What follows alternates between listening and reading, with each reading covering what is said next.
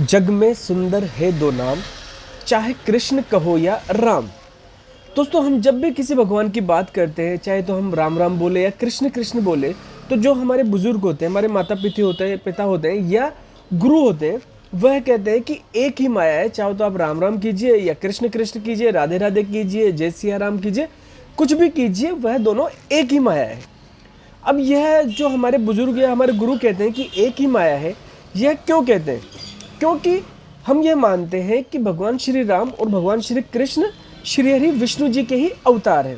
ठीक है, तो अगर भगवान श्री राम की बात करें तो यह विष्णु जी के 7वें अवतार हैं जो त्रेता युग में आए थे, और भगवान कृष्ण विष्णु जी के 8वें अवतार हैं जो कि द्वापर युग में आए थे। वैसे मैं आपको एक बात बता दूं कि भगवान कृष्ण को कहा जाता है कि यह साक्षात विष्णु जी ही थे जो कृष्ण जी के अवतार के रूप में आए थे। अब दोस्तों, सब ये बोलते हैं कि यह दोनों एक ही माया है, एक ही है, मगर मुझे नहीं लगता कि यह एक ही है। क्योंकि अगर आप बहुत ऊपर के लेवल पर सोचोगे तो यह विष्णु जी के ही अवतार हैं, यह तो हम मानते हैं, मगर इन दोनों अवतारों के अंदर दिन रात का अंतर था। यह मतलब यह मान लीजिए कि एक दिन था तो दूसरे रात थे। ठीक है, इनके अंदर इतना अंतर है, इनके दोनों के जो कैरेक्टर हैं, या जो भगवान श्री राम और भगवान श्री कृष्ण ने जो अवतार लिए हैं, उनके जो गुण हैं, उनके जो योग्यताएं हैं या उनके जो कार्य हैं, वह एक दूसरे के बिल्कुल विपरीत और अलग हैं। तो हम पहले भगवान श्री राम की बात करेंगे। भगवान श्री राम त्रेता युग में आए थे। ठीक है, मैं एक बात बता दूं कि भगवान कभी भी पैदा नहीं होते। मैंने एक वीडियो में पहले भी बताया था कि भगवान कभी भी पैदा नहीं होते, यह प्रकट होते हैं। ठीक है, यह प्रकट होते हैं, शरीर प्रकट होते हैं। यह किसी भी औरत के, किसी भी स्त्री के पेट के अंदर 9 महीने तक नहीं रहते, क्योंकि भगवान है तो यह प्रकट ही होते हैं। तो भगवान श्री राम त्रेता युग में राजा दशरथ के बेटे के रूप में प्रकट हुए थे। अब भगवान श्री राम की हम बात करते हैं तो जैसे ही भगवान का नाम आता है तो हमारे दिमाग में जो ख्याल आता है वो ये आता है कि भगवान श्री राम यानी मर्यादा पुरुषोत्तम राम। अगर आप भगवान श्री राम के बारे में बात करेंगे तो सबसे पहले यही कहेंगे कि भगवान श्री राम मर्यादा पुरुषोत्तम थे। मतलब कि उन्होंने अपने जीवन काल के अंदर कोई भी कार्य मर्यादा से बाहर जाकर नहीं किया। ठीक है, वह सारे काम मर्यादा में रह के ही करते थे। मतलब मर्यादा का मतलब जिसे आज हम नैतिकता भी बोल सकते हैं। तो मर्यादा क्या कि जैसे माँ बाप की बात का पालन करना, गुरुजनों की इज्जत करना, उनकी सेवा करना, उनकी बातों का पालन करना, उनके आदेशों की अवहेलना ना करना। ठीक है, जैसे भगवान श्री राम ने अपने पिता दशरथ के दिए हुए एक वचन के लिए उन्होंने 14 साल तक वनवास काटा था। ठीक है, तो भगवान श्री राम ने जितने भी काम किए वह सब मर्यादा में रहकर किए। उन्होंने कभी भी मर्यादा से बाहर नहीं किया। भगवान श्री राम ने अपना पूरा जीवन एक साधारण मनुष्य के रूप में गुजारा, मगर भगवान श्री राम ने अपना जीवन गुजारते हुए जो मर्यादाओं का पालन किया, उसी से इंस्पायर होकर लोग उनको भगवान श्री राम कहने लगे। क्योंकि भगवान श्री राम ने कभी भी कोई चमत्कार नहीं किया। अगर आप भगवान श्री राम का बचपन भी देखोगे तो वह चमत्कारों से भरा हुआ नहीं था। वह साधारण इंसान की तरह वो रहे। उनकी पत्नी माता सीता को रावण उठा के लेके गया, मगर वहाँ पर भी उन्होंने कोई चमत्कार नहीं किया। उन्होंने कोई ऐसा काम नहीं किया जो एक्स्ट्रा ऑर्डिनरी हो। ठीक है, उन्होंने वहाँ पर भी मर्यादा में रहकर ही रावण से युद्ध किया और अपनी पत्नी सीता माता को वो छुड़ा के लेके आए। ठीक है, और भगवान श्री राम ने कभी भी यह नहीं कहा कि मैं ब्रह्म हूँ या मैं विष्णु जी का अवतार हूँ या मैं भगवान हूँ। ठीक है, एक बार भी भगवान ने यह कहीं पर भी मेंशन नहीं किया कि मैं भगवान हूँ। ठीक है, वह हमेशा मर्यादा में ही रहे। ठीक, तो यह तो थे भगवान श्री राम जो मर्यादा पुरुषोत्तम कहलाए गए। अब यह आए थे त्रेता युग में। अब उसके बाद में जो 8वां अवतार हुआ भगवान कृष्ण का अवतार हुआ। ठीक है, अब भगवान कृष्ण के बारे में जैसे ही आप सुनोगे तो भगवान कृष्ण के बारे में आते ही आपको क्या आएगा? चंचल, चमत्कारों के धनी। ठीक है, अपने आप को स्वयं ब्रह्म कहने वाले। तो जैसे ही भगवान कृष्ण प्रकट हुए तो कहा जाता है कि भगवान कृष्ण जब प्रकट हुए थे तो वह माता देवकी के सामने विष्णु अवतार में, मतलब 4 भुजा वाले अवतार में प्रकट हुए थे। उसके बाद में वह बच्चे के अवतार में उनके सामने प्रकट हुए। तो वहीं पर उन्होंने चमत्कार दिखाया। उसके बाद में उन्होंने आदेश दिया देवकी के पति को कि आप जाइए और मुझे क्या बोलते हैं, नंदलाल के यहाँ पर छोड़ के आइए।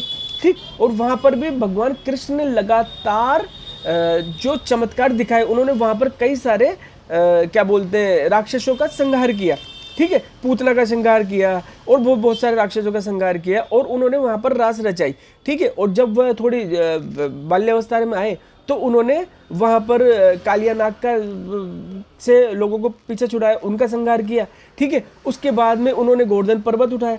तो भगवान कृष्ण का जो जन्म है या उसके बाद में जो जीवन है वह चमत्कारों से भरा पड़ा है, ठीक। अब जब भगवान थोड़े बड़े हो गए तो उन्होंने कंस को मारा, ठीक है, कंस का संहार किया। उसके बाद में भगवान जब क्या बोलते जवानी में आए तो महाभारत का युद्ध हुआ।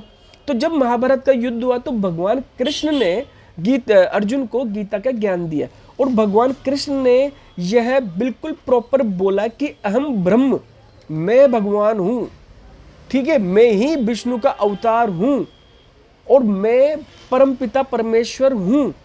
अर्जुन से यह कहा, जबकि भगवान श्री राम ने कभी भी यह नहीं कहा कि मैं भगवान हूं, ठीक है, मगर कृष्ण ने कई जगहों पर यह साबित किया कि मैं ही भगवान हूं। और कहा जाता है कि भगवान कृष्ण जो विष्णु जी के अवतार के रूप में ना आके स्वयं विष्णु ही थे, क्योंकि वही जितने भी अगर आप भगवान के विष्णु जी के अवतार देखेंगे तो उनमें से एक सिर्फ कृष्ण अवतार ही है जो छाती ठोक के कहते हैं कि मैं ब्रह्म हूँ, अहम ब्रह्म, मैं भगवान हूँ, ठीक है। और जब गीता में भी जब अर्जुन कृष्ण से पूछते हैं, जब वह क्या बोलते हैं विराट रूप में होते हैं कि भगवान आपके यहाँ आने का प्रयोजन क्या है, तो वह बोलते हैं कि मैं यहाँ पर इन सब का काल बन के आया हूँ और मैं इन सब का संहार करने के लिए आया हूँ।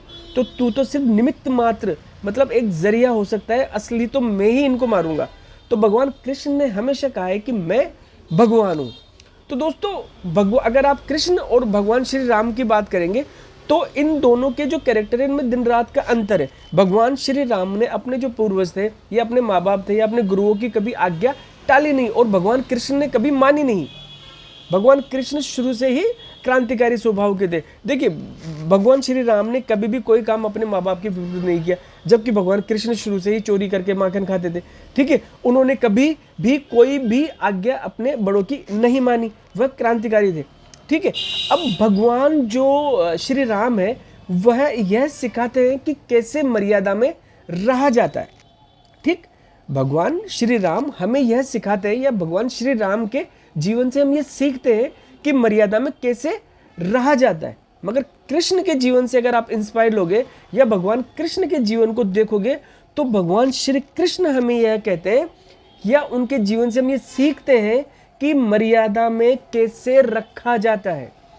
फर्क है, एक तो मर्यादा में कैसे रहा जाता है यह हमें भगवान श्री राम से सीखना चाहिए और भगवान कृष्ण से हमें सीखना चाहिए कि सामने वाले को मर्यादा में कैसे रखा जाता है, ठीक है। अगर आप भगवान कृष्ण की बात करेंगे तो भगवान कृष्ण ने युद्ध के अंदर साम दाम दंड भेद सारी चीजों का प्रयोग किया महाभारत के युद्ध में।